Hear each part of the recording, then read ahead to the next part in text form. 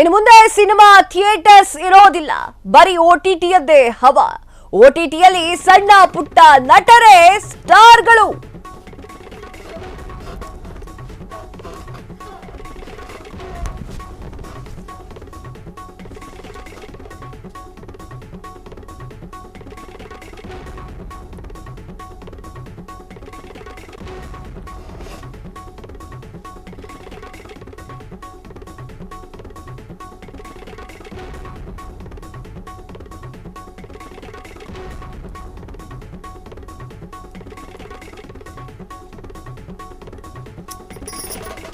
ಇನ್ನು ಮುಂದೆ cinema theatres ಇರಲ್ಲ, ಬರೀ OTTಯದ್ದೇ ಹವಾ ಇರುತ್ತೆ.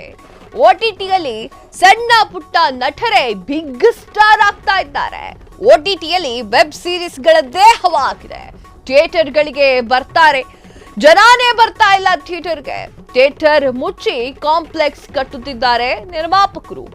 ಕಾವೇರಿ, ಲೀಡೋ, ಸಾಗರ್, ಪಲ್ಲವಿ, ಗೋಪಾಲ್ ಥಿಯೇಟರ್ಗಳು ಕ್ಲೋಸ್ ಆಗಿದೆ. OTTಯಲ್ಲಿ ಜನರ ಟೇಸ್ಟ್ಗೆ ತಕ್ಕಂತೆ ಬರ್ತಾ ಇದೆ ಎಲ್ಲಾ ಸಿನಿಮಾ.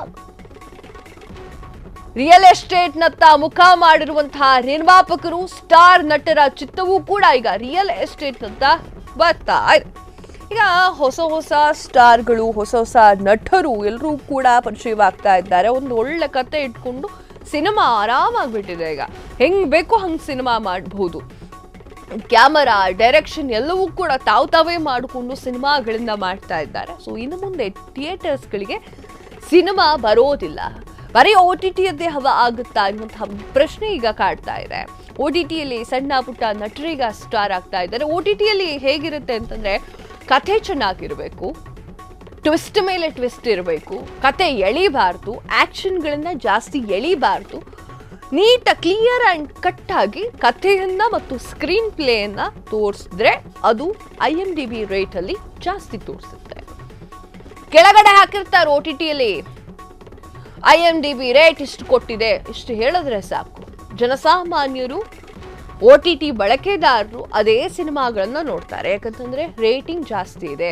ಆ ಒಂದು ಕಾರಣಕ್ಕೆ ಇದೇ ವೆಬ್ ಸೀರೀಸ್ನ ನೋಡಬೇಕು, ಇದೇ ಸಿನಿಮಾಗಳನ್ನ ನೋಡಬೇಕು ಎನ್ನುವಂತಹ ಮೈಂಡ್ ಸೆಟ್ಗೆ ಜನರು ಬಂದ್ಬಿಟ್ಟಿದ್ದಾರೆ. ಇನ್ನೊಂದು, ಜನಸಾಮಾನ್ಯರಿಗೆ ಏನಾಗ್ತಿದೆ ಗೊತ್ತಾ, ನನಗೆ ಹೊರಗಡೆ ಹೋಗಿ ಆ ಟ್ರಾಫಿಕಲ್ಲಿ ಕಾದು, ತದಾದ ನಂತರ ಟಿಕೆಟ್ ತಗೊಂಡು ಹಾಗೆ ಸೀಟ್ ಹುಡ್ಕೊಂಡು ಆ ಸೀಟಲ್ಲಿ ಕೂತ್ಕೊಳ್ಳೋ ಅಷ್ಟು ಪೇಷನ್ಸ್ ಇಲ್ಲ.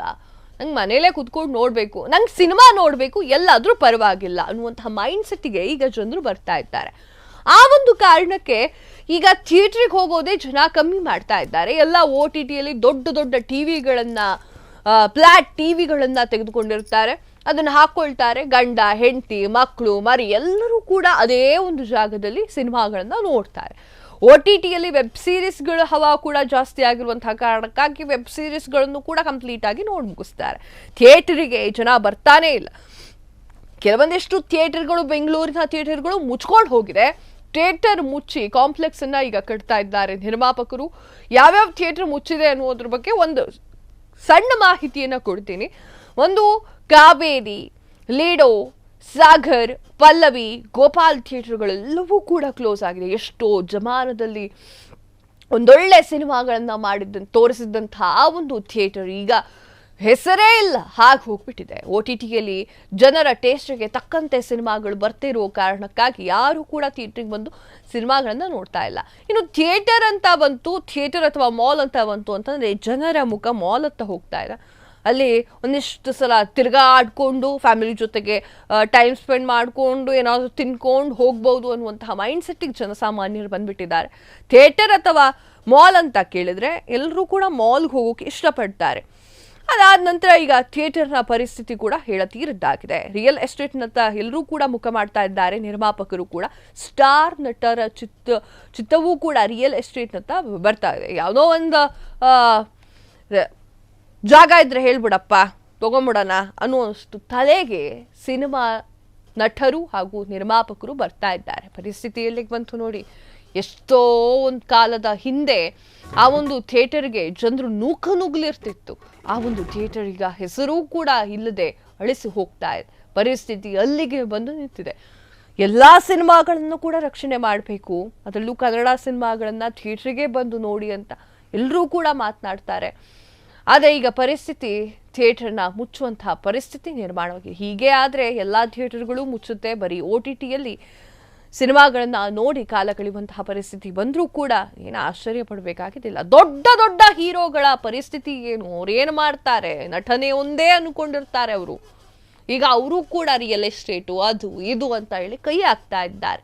ಅವ್ರಿಗೆ ಗೊತ್ತಾಗಿದೆ ವಿಚಾರ ಏನು ಅಂತ. ಯಾವ ಥರ ದೊಡ್ಡ ದೊಡ್ಡ ಸಿನಿಮಾಗಳನ್ನ ಮಾಡಿರ್ತಾರೆ, ಪ್ಯಾನ್ ಇಂಡಿಯಾ ಲೆವೆಲಲ್ಲಿ ಸಿನಿಮಾಗಳನ್ನ ಮಾಡಿರ್ತಾರೆ. ಈಗ ಮತ್ತೆ ಸಣ್ಣ ಸಿನಿಮಾ ಮಾಡು ಅಂತಂದರೆ ಆಗೋದಿಲ್ಲ, ಅದು ಮನಸ್ಸು ಒಪ್ಪೋದಿಲ್ಲ.